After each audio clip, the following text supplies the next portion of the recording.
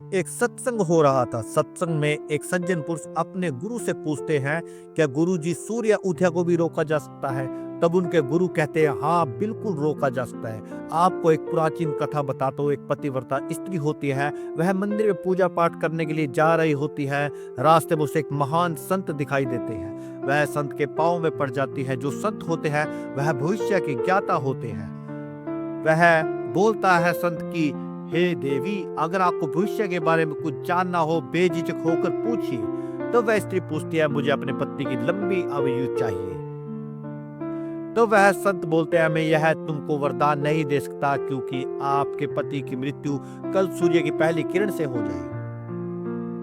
मैं प्रकृति में हस्तक्षेप नहीं कर सकता। तब वह नारी परेशान हो जाती है, लेकिन मन में एक संकल्प लेती है। किसी शांत जगह पर जाती है, वहां बैठ जाती है, बोलती है, अगर मैंने सच्चे हृदय से अपने पति की सेवा की है, अगर मैं पतिव्रता स्त्री हूं, तो सूर्य कल उदय नहीं होना चाहिए। जब तक नहीं उदय होना चाहिए, जब तक ये देवता मेरे पति की लंबी आयु नहीं कर देते। जैसे ही संकल्प पर बैठ जाती है, तब में बैठ जाती है। 7 दिन तक सूर्य उदय नहीं होता है।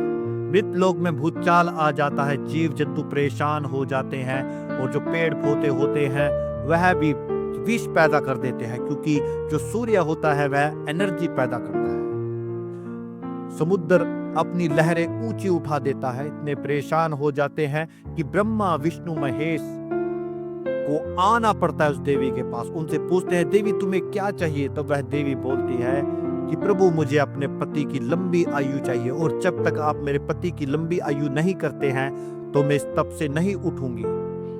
तब जो ब्रह्मा विष्णु महेश होते हैं, जो लिखा होता है भाग्य में वह भी मिटा देते हैं, उसके पति की लंबी आयु कर देते हैं, और सूर्य उदय हो जाता है।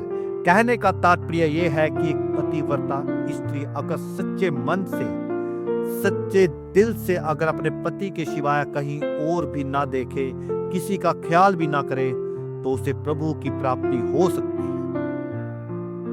उसको पूजा पाठ की भी जरूरत नहीं है, उसे कहीं भटकने की भी जरूरत नहीं है। वह अपने पति को भगवान के रूप में पूजे। जय श्री राम, राधे राधे।